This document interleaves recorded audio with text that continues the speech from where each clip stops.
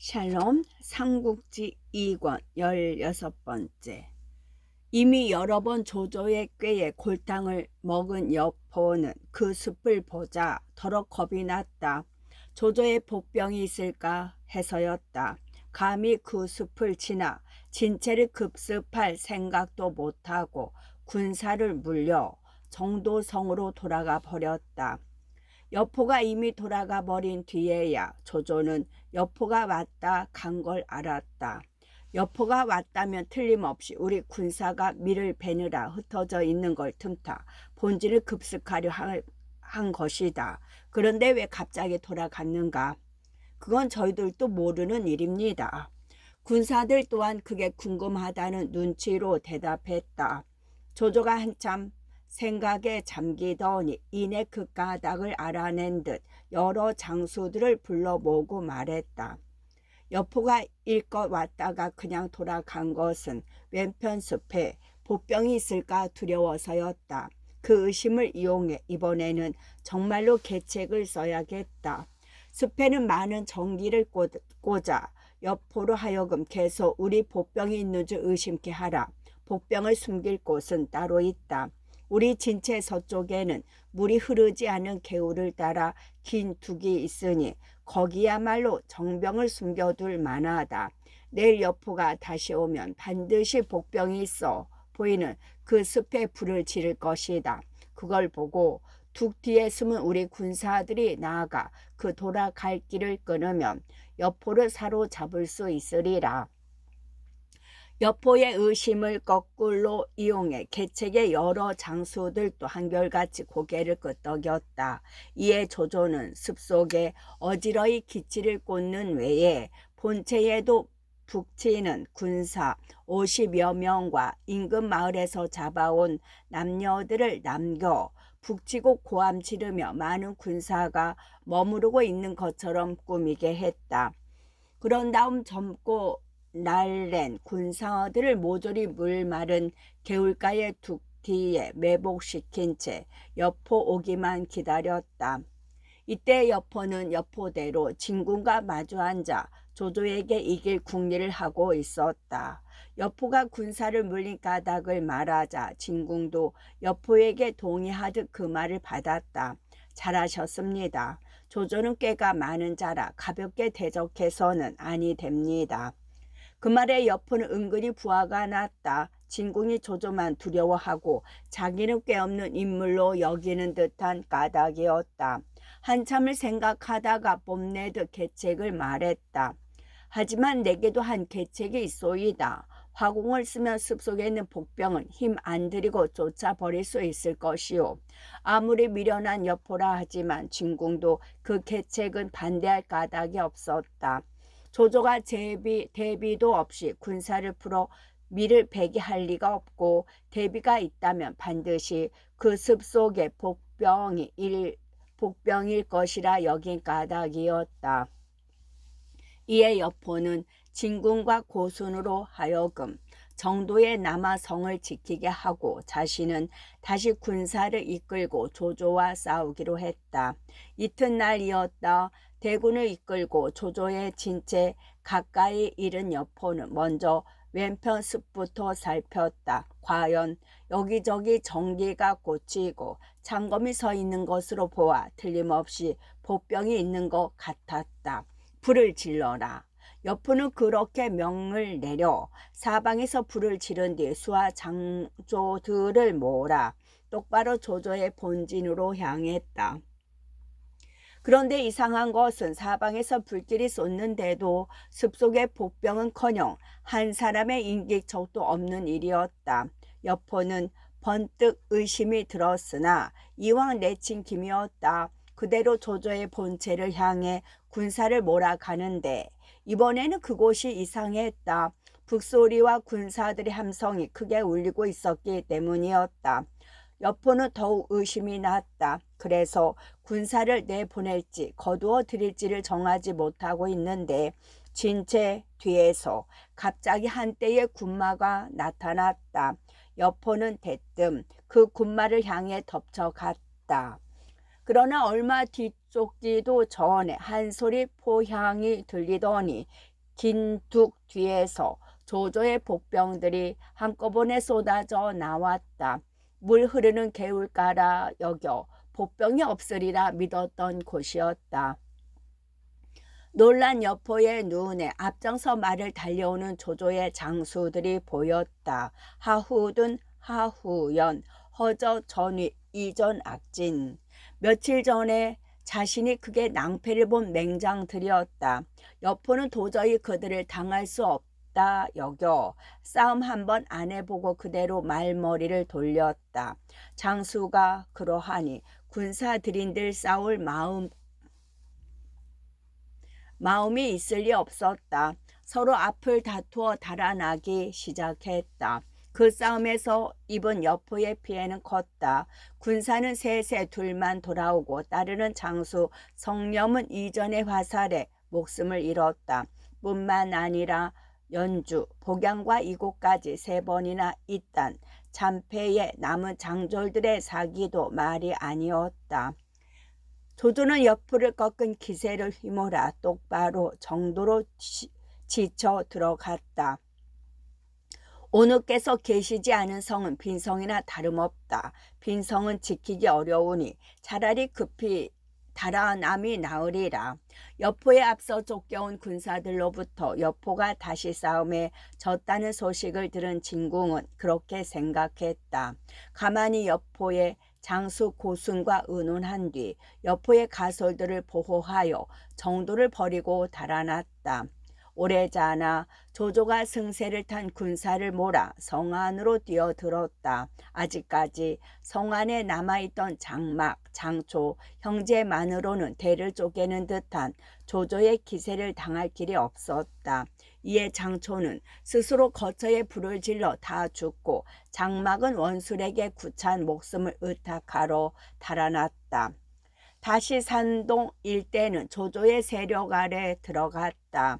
그러나 조조는 거기서 멈추지 않고 미루어둔 서주의 유비 진리를 의논했다. 여러 번 참패를 당한 끝에 힘들여 이긴 여포였건만 조조의 밝은 눈에는 그 여포보다 몇 배나 이기기 힘든 것이 유비로 보였다. 더 잘하기 전에 싹을 잘라버리거나 사로잡아 내 연못에 가두어둬야 한다. 그게 솔직한 조조의 심경이었다. 이때 모계가 나서서 말렸다. 천하의 형세로 볼 때 먼저 각처에 흩어져 있는 군웅들을 호령하는 일이 급하기는 합니다. 그러나 지금 군사는 필요하고 군량은 넉넉지 못합니다. 이곳에서 군사를 쉬게 하고 백성들에게는 마음 놓고 생업에 종상케 하여 군자를 충분히 갖추면서 때를 기다리십시오. 반드시 패왕의 위협을 이룰 것입니다. 유비 따위를 급하게 몰아 헛되이 힘을 써버리는 일이 없도록 하십시오. 뒤따라 순욱과 정욱도 말렸다. 산동은 원래가 조조의 터전이었으나 서주는 원정이 되니 준비를 넉넉히 갖춘 뒤라야 한다는 게 그 구실이었다.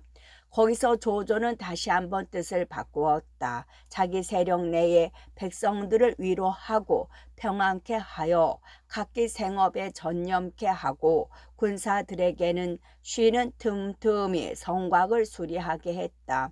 내실을 다지며 조용히 전하의 형세를 관망하기로 한 것이었다. 한편 조조에게 대패해 정신없이 달아나던 여포는 바닷가에 이르러서야 흩어진 군사들과 장수들을 수습할 수 있었다. 식량 약탈을 나갔던 장패와 후성 등도 소문을 듣고 하나씩 둘씩 여포를 찾아 모여들었다. 내 군사가 비록 적으나 아직도 조조 따위는 깨트릴 만하다. 돌아가 다시 한번 싸워야겠다. 어느 정도 장졸들이 모여들자 기운을 회복한 여포가 말했다. 아직도 자신의 패배가 조조의 계략 탓이라기보다는 장졸들이 흩어져 힘을 모아 쓰지 못한 탓이라고 믿고 있는 여포로서는 해봄직한 할 만한 소리였다. 진궁이 그런 여포를 말렸다. 지금 조조의 세력이 너무 커 더불어 싸우기 어렵습니다. 먼저 편안히 몸을 둘 곳부터 찾은 뒤에 때를 기다려 다시 싸워도 늦지 않습니다. 그제야 여포도 자신의 처지가 보이는 듯했다. 군사는 꺾인 데다 의지할 성 하나 없는 그라 조조와의 싸움을 고집할 수 없었다. 그럼 다시 원소에게 의지해 보는 게 어떻겠소? 이윽고 여포가 뜻을 바꾼 듯 진궁에게 물었다. 진궁이 잠시 생각에 잠겼다가 대답했다. 먼저 사람을 기주로 보내 원소의 움직임부터 살핀 뒤에 가도록 하는 게 좋겠습니다. 전에 한번 원소에게 대인 적이 있는 터라 여포도 그 말을 따랐다. 진궁의 그 같은 조심은 옳았다. 원소는 조조와 여포가 연주를 두고 싸운다는 소식을 듣게 되자마자 모사들을 불러놓고 그 일에 대해 의논했다. 그때 신배가 나서서 말했다. 여포는 이리 같은 자입니다. 연주를 얻으면 반드시 우리 기주를 노릴 것입니다. 조조를 도와 여포를 치는 것이 뒷날에 근심을 없이 하는 방책입니다. 그렇지 않아도 남북에서 압박해 오는 원술과 공소찬에 대해 동서로 조조와 연결해 대항해 오던 원소였다. 내심의 경계에는 남아 있었지만 원소 또한 여포보다는 조조와의 동맹을 유지하는 편이 나을 것 같았다. 이에 원소는 상장군 알량에게 군사 5만을 달려 조조를 도우러 보냈다. 세작을 통해 그 같은 기주의 소식을 들은 여포는 크게 놀랐다. 조조의 군대만으로도 잔패를 거듭하고 있는데 알량의 5만 군이 이른다면 정말로 당해낼 재간이 없었다. 급히 진궁을 불러 물었다. 원소에게 의탁하기는커녕 도리어 그의 대군이 조조를 도우러 오고 있다니 이를 어쩌면 좋겠소. 진궁도 암담한 모양이었다. 잠시 어두운 얼굴로 말이 없다가 겨우 한기를 자자냈다. 듣기에 유현덕이 새로 서주를 얻어 다스리고 있다고 합니다. 그는 너그러운 사람이니 장군을 박대하지 않을 것입니다. 서주로 가서 잠시 몸을 의탁하는 게 좋겠습니다. 여포도 그 길밖에는 달리 길이 없다고 여겨 진궁의 말을 따랐다. 그날로 서주를 바라 지친 장병들을 이끌고 달렸다. 여포가 유비에게 의지하러 서주로 온다는 소식은 여포보다 한 걸음 앞서 유비의 귀에도 들어왔다. 여포는 당금에 둘도 없는 영롱한 인물이다. 마땅히 성을 나가 맞으며 오르리라. 유비는 아무런 망설임 없이 그렇게 말하며 여포를 맞으러 나갈 채비를 하게 했다. 미축이 놀라 말했다. 여포는 호랑이나 늑대 같은 자이니 받아들여서는 안 됩니다. 집안에 들이면 반드시 사람을 상하게 할 것입니다. 그러나 유비는 듣지 않았다. 지난날 서주가 위험했을 때 여포가 연주를 쳐서 빼앗지 않았더라면 조조는 물러나지 않았을 것이요. 만약 조조가 힘을 다해 서주를 에워싸고 졌더라면 어떻게 이 서주가 온전할 수가 있었겠소. 이제 그가 궁하여 내게 의지하려 함이니 차마 모른 채 할 수는 없소이다. 물론 유비도 여포의 사람됨을 모르는 바는 아니었다. 거기다가 전날 여포가 연주를 친 것도 서주를 돕기 위해서가 아니라 자신의 욕심을 위한 것에 지나지 않았다. 하지만 아직도 제대로 털을 잡지 못한 유비에게는 여포의 힘이 절실하게 필요했다. 내일이라도 조조의 대군이 들이닥친다면 속절없이 서주를 내줄 수밖에 없는 자신의 힘을 유비는 잘 알고 있었다. 그 밖에 유비가 위험을 무릅쓰고 여포를 받아들인 데에는 조조를 향한 야릇한 호승심의 충동도 있었다. 조조, 그대는 칼로 여포를 배려하지만 나는 인의로 그를 사로잡겠다. 그대는 전하를 얻기 위해 앞을 가로막는 힘을 쳐 없애려 하지만 나는 그 힘을 덕으로 길들여 내 힘에 보태려 한다. 유비는 마음 깊은 곳에서 그렇게 중얼거리고 있었다. 유비가 워낙 단호하게 말하자 미축은 더 말리지 못했다. 그걸 보고 장비가 투덜거렸다. 형님은 도무지 마음이 좋아 다리오. 청 그러시겠다면 준비라도 단단히 하도록 합시다.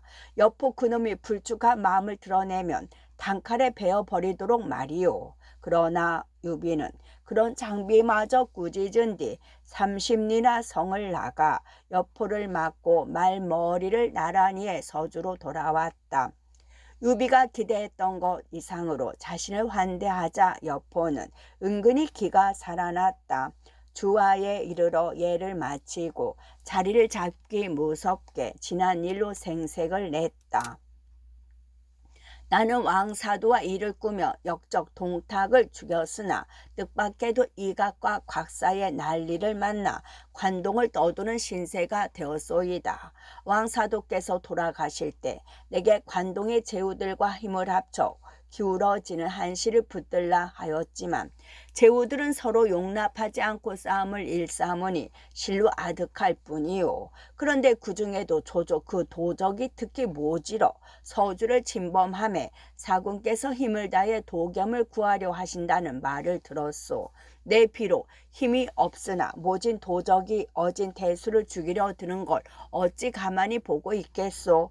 이에 조조의 근거진 연주를 들이쳐 그 세력을 나누게 하였던 것이요. 하지만 불행히도 적의 관계에 떨어져 군사는 잃고 장수는 꺾였소. 이제 사군께 투항하려 하거니와 함께 대사를 도모해 전하를 사로잡고 싶소. 사군의 뜻은 어떠시오? 마치 연주를 빼앗은 일이 유비를 위해서였던 양 내세우는 것이었다. 그러나 유비는 진심으로 그 말을 믿는 듯 공손하게 대답했다. 도사군께서 갑작스레 돌아가시자 서주를 관장할 사람이 없어 이 유비가 잠시 맡아 있었습니다. 이에 다행히도 장군께서 이곳에 이르셨으니 서주를 넘겨드리면 옳겠습니다. 그리고 자사의 배인을 가져오게 하여 여포에게 바쳤다. 여포로서는 다시 한번 뜻밖이었다. 한 모퉁이 몸담을 곳이라도 허락하면 다행이라 여겼는데 서주를 통째 넘겨주겠다니 자기 귀가 의심스러울 지경이었다. 하지만 여포의 위인이 워낙 염치 없고 단순했다. 한번 사양함도 없이 유비가 바치는 배인을 받아들이려 했다. 그런데 여포가 막 손을 내밀 때였다. 문득 유비의 등 뒤에 얼굴 가득 성난 기색을 띠며 서 있는 두 사람이 여포의 눈에 들어왔다. 전부터 못마땅한 얼굴로 유비가 하는 일을 바라보고 있던 관우와 장비였다. 그걸 본 여포는 속이 뜨끔했다. 자칫하다간 페인을 받아 넣기도 전에 목부터 달아날 판이었다. 이에 여포는 내밀었던 손을 저으며 거짓 웃음과 함께 사양의 말을 했다. 유사군의 겸항이 지나치시오. 스스로 헤아리건대 이 여포는 한낱 용부에 지나지 않소이다. 어찌 한 주를 다스릴 만한 그릇이 되겠소. 그래도 유비는 거듭 페인을 바치려 했다. 실로 여포의 욕심과 뻔뻔스러움을 한껏 비양거리는 듯 했지만 그 자리에 있는 사람들은 아무도 그것이 유비의 진심이 아니라고 생각할 수 없을 만큼 간곡하고도 진정이 우러나는 겸양이었다. 보다 못한 진궁이 나서서 말렸다. 옛말에 힘센 손이라도 주인을 억누르는 법이 아니라 했습니다. 우리 오누께서 비록 공공하여 이리로 왔으나 서주를 빼앗고자 하는 마음은 덜클 만큼도 없습니다. 부디 사군께서는 의심을 거두십시오. 유비의 속셈을 꿰뚫어 본 듯한 말이었다. 진궁이 그렇게 말하자 유비는 더는 고집을 부리지 않았다. 페인을 거두게 하는 대신 큰 잔치를 열어 여포와 수하 장졸들을 위로하게 했다. 그리고 집과 터를 마련하여 그들의 마음 놓고 성 안에 머무를 수 있도록 해주었다. 이튿날이었다. 여포는 현덕의 후한 대접에 답례하는 뜻에서 임시로 정한 자신의 거처에다 술상을 차리고 유현덕과 관장 두 아우를 정했다. 유현덕은 두 아우를 데리고 기꺼이 응했다. 처음 한동안 술자리는 별일이 없었다. 그러나 술이 반쯤 오른 여포가 자신의 감사를 지나치게 나타내려다 그만 일이 꼬이고 말았다. 이제 후당으로 자리를 옮기는 게 어떻겠소. 한 집안 사람이나 다름없이 되었느니 마음껏 마십시다. 그렇게 현덕과 관우, 장비를 후당으로 정해드린 여포는 곧 좌우에 일렀다. 가서 마님께 일러라. 유사군께서 오셨으니 모두 나와 절하여 뵙도록 하라고. 처첩을 불러내 절하게 하는 것은 가까운 피부치 사이거나 절친한 친구 사이가 아니면 없는 일이었다. 유비가 황급히 사양했다. 이비는 그럴 자격이 없습니다. 장군께서는 명을 거두어 주십시오. 하지만 여포는 굳이 듣지 않다가 3번 4번 사양하는 유비에게 말했다. 이미 말했듯이 우리는 이제 한 집안 사람이나 다름없지 않은가. 현재께서는 너무 사양하지 마시게. 딴에는 한껏 친근함을 드러내는 셈이었다. 그렇지 않아도 무슨 트집거리나 없을까 하고 기다리던 장비가 그 말을 그냥 들어 넘길 리 없었다. 고리 눈을 휘번득하며 성난 목소리로 옆으로 꾸짖었다.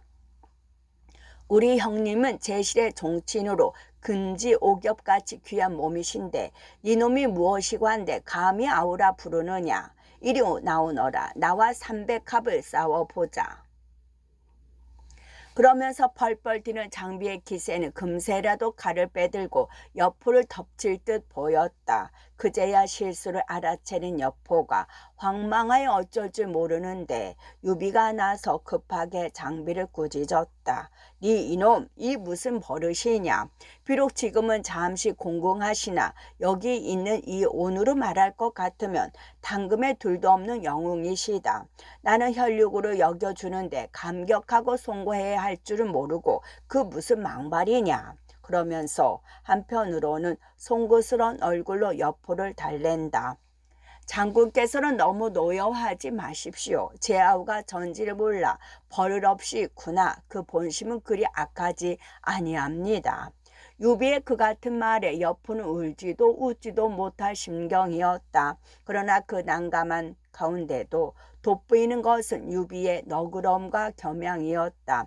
여포가 그리 속 깊은 위인이 못되니 거기에 대한 감격 또한 얼굴에 드러나지 않을 수 없었다. 그걸 본 관우도 무얼 느꼈던지 문득 유비를 편들어 장비에게 권했다. 자네는 이만 나가 있게. 형님께서 하시는 일이 아닌가. 간우까지 그렇게 나오니 장비는 도리 없이 방을 나갔다. 그러나 씩씩거리며 여포를 노려보는 두 눈에는 그대로 흉흉한 불길이 이는 듯했다. 용렬한 아우가 술에 취해 미친 소리를 한 것입니다. 형께서는 너무 나무라지 마십시오. 장비가 나가자 유비가 다시 간곡한 음성으로 여포에게 용서를 빌었다. 그러나 여포는 무겁게 입을 다물고 대답하지 않았다. 함부로 말했다가 또 무슨 욕을 당할지 몰라 두렵기도 하거니와 둔한 머리에도 유비와의 응대에는 좀 더 신중해야겠다는 느낌이 든 까닭이었다. 그렇게 되고 보니 술자리는 그래 오래가지 못하였다. 그 소동에 식은 술을 몇 잔 더 돌이켜다 자리가 파하자 여포는 문 밖까지 유비를 달래 주었다. 유비가 막 여포의 거처를 나설 때였다. 장팔 사물을 비껴들고 말까지 탄 장비가 바람같이 나타나 유비가 말릴 틈도 없이 집안에 대고 냅다 고함을 질렀다. 여포 이놈 어서 나오너라. 나와 300합을 싸워보자. 여포도 분통을 꾹 누른 채 묵묵히 서 있는데 유비가 노한 목소리로 장비를 꾸짖었다. 익덕 어서 돌아가지 못하겠느냐. 어느 앞이라고 함부로 주사를 부리느냐. 관우도 유비를 거들어 장비를 말렸다. 그러나 장비는 유비가 칼까지 뽑아들고 호통을 친 뒤에야 겨우 물러갔다. 그날 밤이었다. 여포는 가만히 진궁을 정하여 그날 있었던 일을 말하며 물었다. 아무래도 이곳은 오래 머무를 곳이 못 되는 성식소이다. 달리 몸을 의탁할 만한 곳을 찾아보면 어떻겠소? 아니 됩니다. 달리 마땅히 가볼 곳도 없거니와 제가 보기에는 장군께서 좋은 의지를 찾으셨습니다. 유비는 인의를 재산으로 삼고 있으나 인이란 난세에는 종종 힘이 되기보다는 약점이 되기 쉬운 법입니다. 방금도 유비는 내심 괴로우면서 자신이 내세운 그 인의에 못 이겨 무서운 호랑이 같은 장군을 자기 집안으로 받아들인 것입니다. 장군께서는 그 점을 10분 이용하십시오.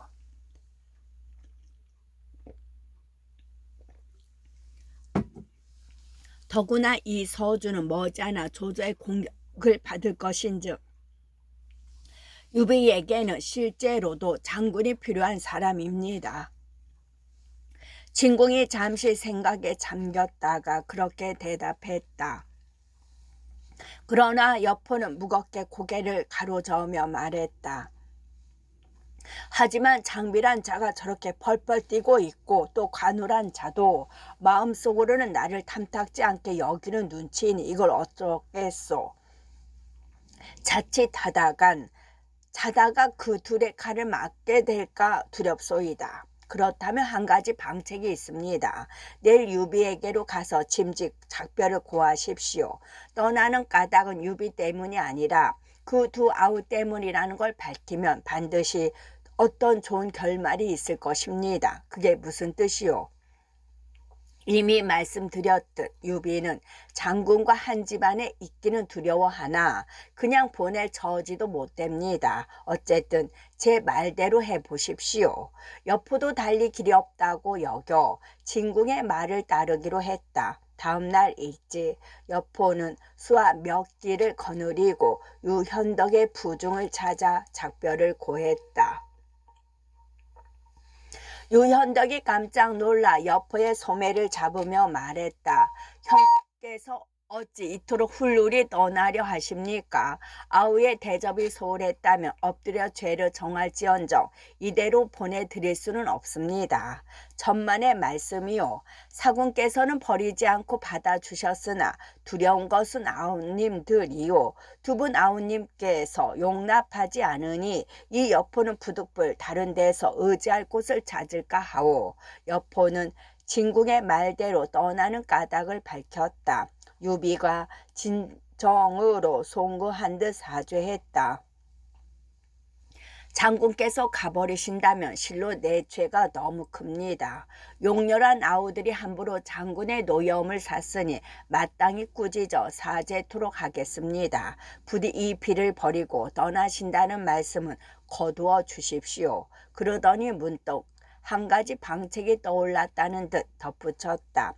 굳이 이 서주성이 싫으시다면 가까운 곳에 소패란 성이 있습니다. 지난날 제가 잠시 군사를 둔치게 하였던 곳으로 성이 얕고 좁으나 약간의 군사가 머무를 수는 있습니다.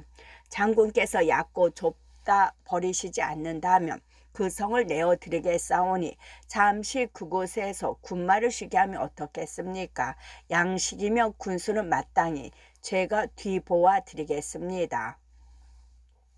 여포가 가만히 헤아려 보니 그 길이 그중 나을 것 같았다. 사군의 두터운 정에 어떻게 보답해야 될지 모르겠소. 그렇게만 해주신다면 이 고단한 여 아무개에게는 실로 그보다 더한 다행이 없겠소. 여포는 그렇게 감사하고 그날로 수하 장졸들과 함께 소패로 옮겨 자리를 잡았다.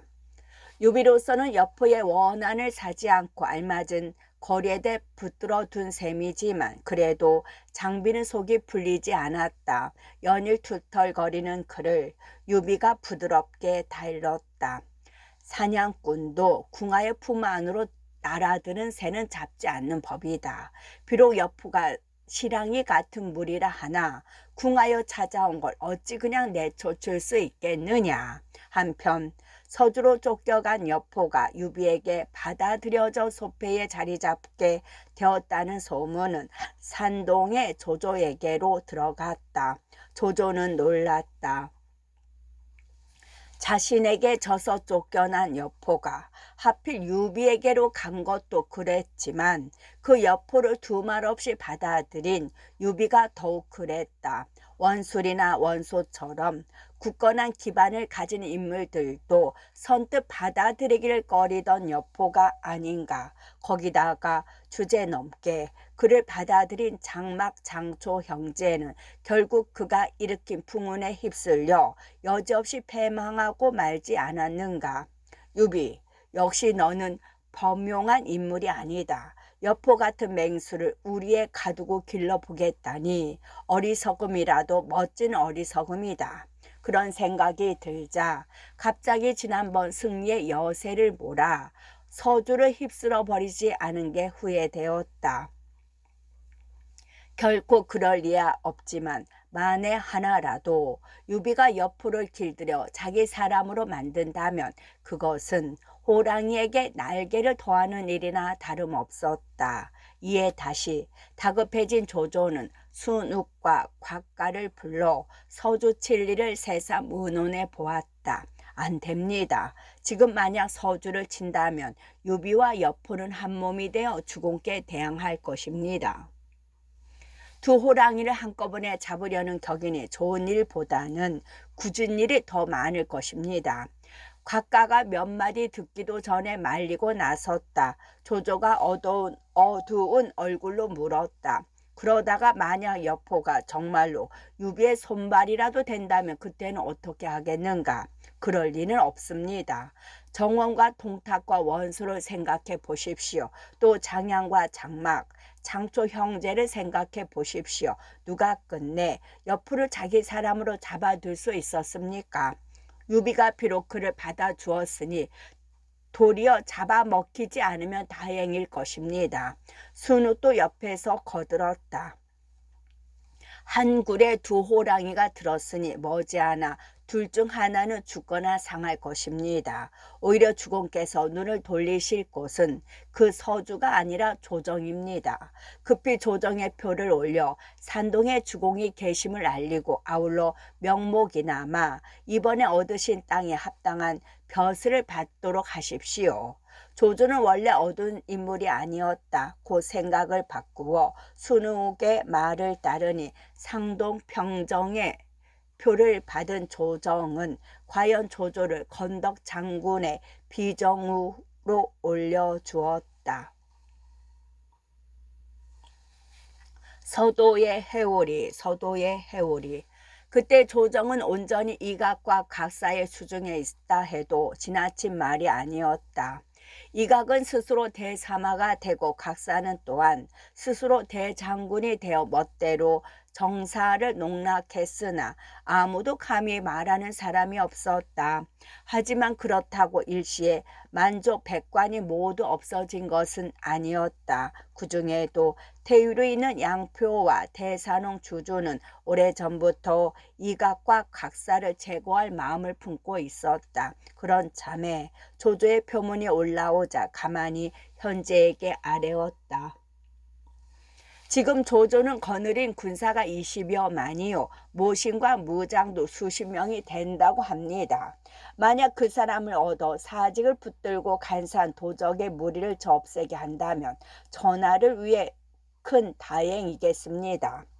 짐은 그 두 역적에게 속임과 능멸을 당한 지 이미 오래되었소. 만일 그것들을 주사할 수만 있다면 그보다 더 큰 다행이 어디 있겠소. 젊은 천자가 눈물 섞어 대답했다. 양표가 한층 목소리를 낮추어 말했다.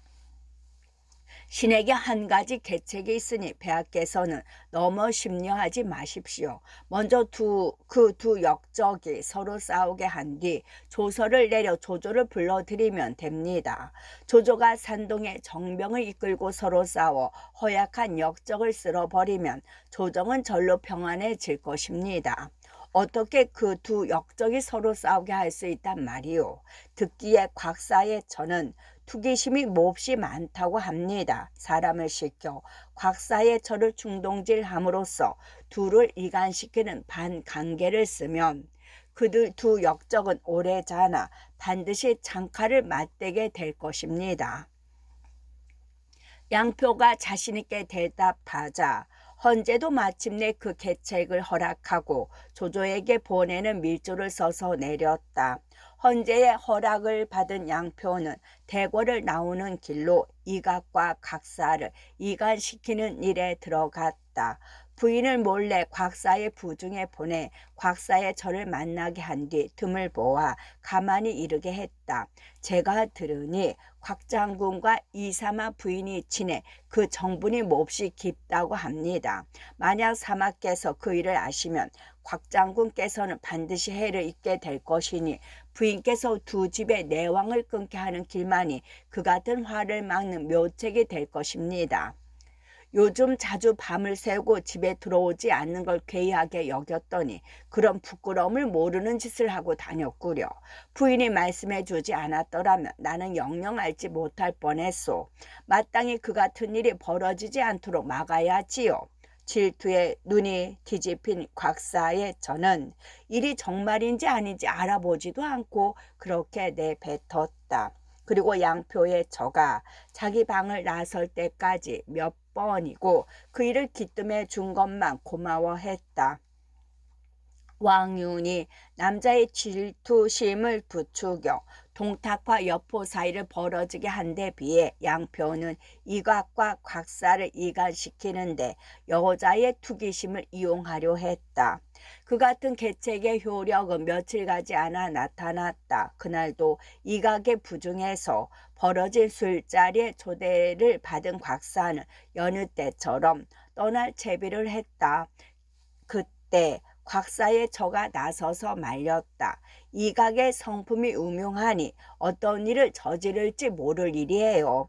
하물며 두 영웅이 나란히 설 수 없다는 말도 있잖아요. 만약 그가 술에 독이라도 타서 내놓는다면 제 신세는 어떻게 되겠어요?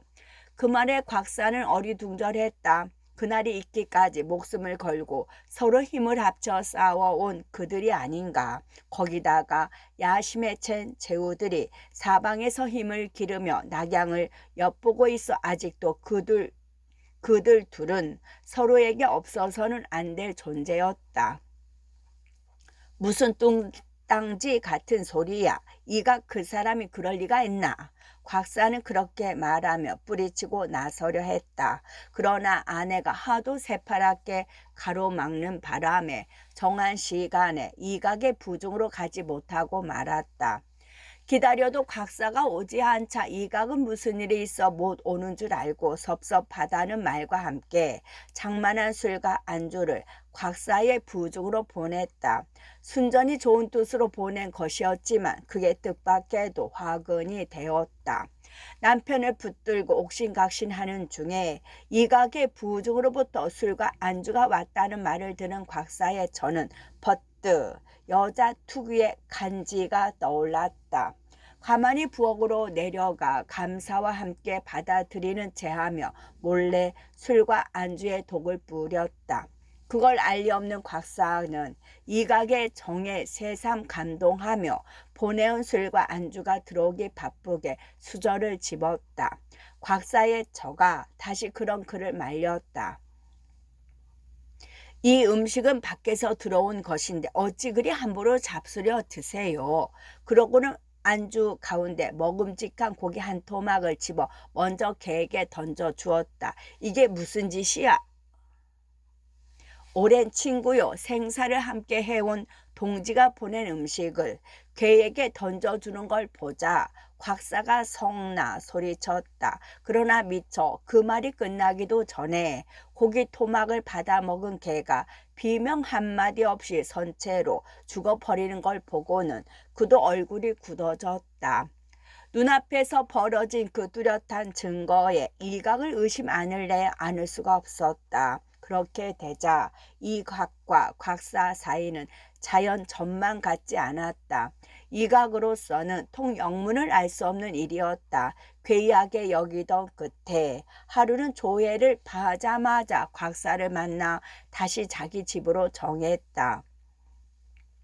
이미 상대를 의심하는 곽사라 이런저런 구실로 응하려 들지 않았지만 그날은 이각도 끈질겼다. 곽사가 마지못해 자기 집으로 오자 이각은 크게 술자리를 벌려 환대했다. 비록 자기를 멀리하는 까닭은 끝내 듣지 못했지만 곽사를 그같이 환대함으로써 변함없는 자신의 마음만이라도 보여주자는 게 이각의 생각이었다. 그런데 다시 일은 이상하게 꼬여들었다. 술자리가 파한 뒤 집으로 돌아온 곽사가 갑작스레 복통을 일으킨 게 그랬다. 이각의 집을 다녀왔다는 말에 그렇잖아도 심사가 나 있던 곽사의 처가 때를 놓칠세라 속살거렸다. 그것 보세요. 틀림없이 당신을 죽이려 음식에 독을 넣은 거예요. 그러고는 호들갑을 떨며 좌우를 불러 토하는데 쓰는 붉은 똥을 가져오게 했다. 과연 곽사의 복통은 그걸 마셔 뱃속의 것을 모두 토해낸 뒤에야 가라앉았다. 2번씩이나 당한 꼴이 되자 곽사는 더 참지 못했다. 나는 이각 그놈과 함께 목숨을 걸고 대사를 도모했는데 이제 그놈이 까닭없이 나를 죽이려 하다니 만약 내가 먼저 그놈을 치지 않으면 반드시 그놈의 모진 손에 내가 먼저 죽겠구나. 곽사는 그렇게 생각하고 가만히 자기 아래에 있는 갑병들을 끌어모았다. 이각이 생각 못할 때에 들이칠 작정이었다. 그러나 미처 군사를 내기도 전에 그 소식이 먼저 이각의 귀에 들어갔다. 이각으로 보아서는 실로 마른 날의 날벼락이었다. 하지만 놀라움도 잠시 이각 또한 화가 머리끝까지 치밀었다. 곽사 그놈이 어찌 감히 그럴 수 있단 말이냐. 그 같은 외침과 함께 본부의 갑병부터 점거했다. 그 며칠 곽사가 자신을 멀리하던 까닭을 그제야 안 것 같은 느낌이었다. 여기서 다시 한번 확인할 수 있는 것은 대의 없는 매즘의 허망함이다. 사실 그들에게는 전부터 상쟁의 소지가 있었다. 그러나 아직 남아있는 공통의 적 때문에 그럭저럭 매즘이 유지되어 왔던 것인데 이제 어이없이 터져버린 것이었다. 이각과 곽사의 군사는 오래전에 마주쳤다. 하나는 대장군이요 하나는 대사마로 대권을 나눠 갖고 있던 그들이라 각기 거느린 군사가 수만이었다. 장안성 안에서 맞붙어 어지러운 싸움을 벌이니 금세 도성은 난장판이 되고 말았다. 거기다가 한술 더 뜨는 것은 그들의 졸개들이었다. 두 쪽 다 원래부터 기강이 없기로 유명한 동탁의 졸개들이라 제 버릇 개줄 리 없었다. 싸움하는 틈틈이 노략질을 하니 죽어나는 건 죄 없는 백성들 뿐이었다. 이때 이각의 조카에 이섬이란 자가 있었다. 힘께 내서 이각이 장수로 부렸는데 제법 일의 앞뒤를 헤아릴 줄 알았다. 이각과 곽사의 싸움이 어우러지는 틈을 타 헌재가 있는 궁성을 덮쳤다. 천자를 먼저 손에 넣는 쪽이 명분에서 유리하리라는 걸 헤아리고 한 짓이었다. 이섬은 수레 2대를 구해 헌재와 황후를 각기 나눠 태웠다.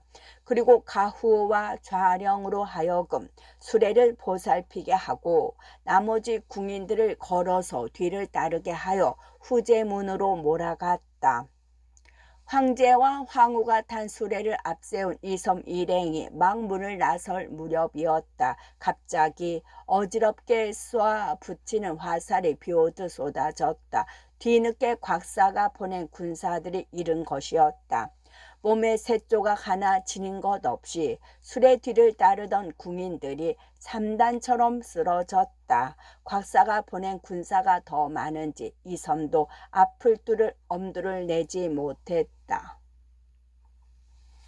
하지만 아무래도 이각이 한 수 빨랐다. 어떻게 알았는지 황제를 겁탈하러 간 조카의 위급을 알고 스스로 몸을 빼내 군사를 이끌고 달려왔다.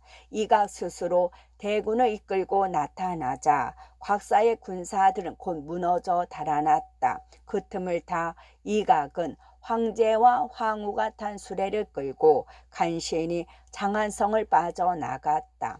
그리고 한마디 설명도 없이 성 밖에 있는 자신의 진영에다 황제와 황후를 모셨다. 곽사도 뒤늦게야 군사를 이끌고 궁궐로 지쳐 들어갔다.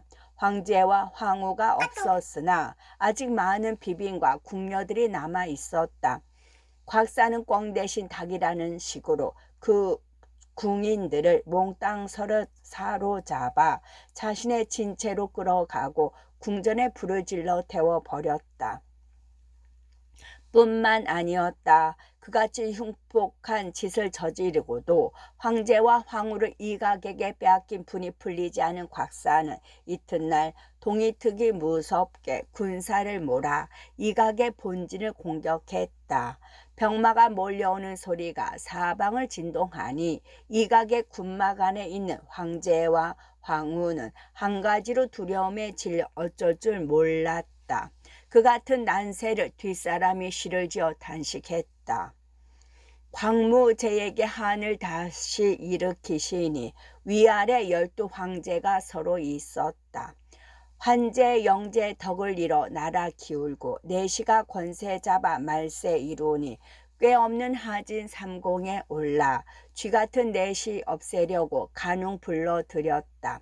작은 도적 죽였으나 큰 역적 들어 서량의 더벅머리 역적 음란하고 흉포하니 왕윤의 붉은 마음 미인을 빌어 동탁과 여포 서로 싸우게 했다.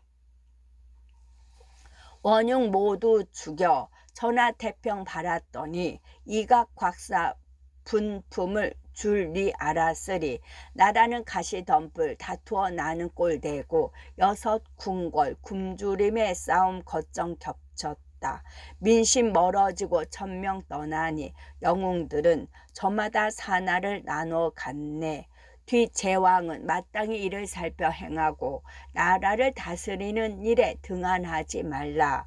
억울한 백성의 간과 뇌 땅을 덮고 강과 산에 넘쳐 흐르느니 한 맺힌 그 피로구나. 한편 곽사의 군사들이 몰려오는 걸 보자 이각도 군사를 이끌고 마주쳐 나갔다. 냉정하게 대비하고 있던 이각의 군사들이라 아무래도 분에 못 이겨 달려온 곽사 쪽이 이롭지 못했다. 물러나라. 잠시 물러나 대우를 정비하고 다시 돌아오는 게 낫겠다. 이윽고 곽사는 그렇게 말하며 군사를 물렸다. 이각도 그런 곽사를 뒤쫓지 않았다. 대신 군사를 내어 황제와 황후를 옛날 동탁이 근거로 쓰던 미호로 옮기고 조카 이섬으로 하여금 감식해 했다. 명분이야 황제를 안전한 곳에 모신다는 것이었지만 그 안에서 아무도 나오지 못하게 하니 사실상 감금이나 다름없었다. 거기다가 더욱 괴로운 것은 식량이었다. 이각이 식량을 댄다고는 하나 양이 넉넉하지 못하고 끊기는 때가 많으니 오래자나 황제를 모시는 신하들은 모두 줄인 기색이 역력했다. 보다 못한 헌제는 이각에게 사람을 보내 쌀 5섬과 쇠뼈 5마리 분을 정했다. 좌우의 신하들에게 나누어 주기 위함이었다. 뭐라고? 조석으로 끼니를 올리는데 달리 또 무엇을 내놓으란 말이냐. 헌제가 사람을 보내자 이각은 성부터 먼저 냈다. 그리고 일부러 상한 고기와 썩은 곡식을 보냈다. 옛 주인 동탁보다 더한 저사였다.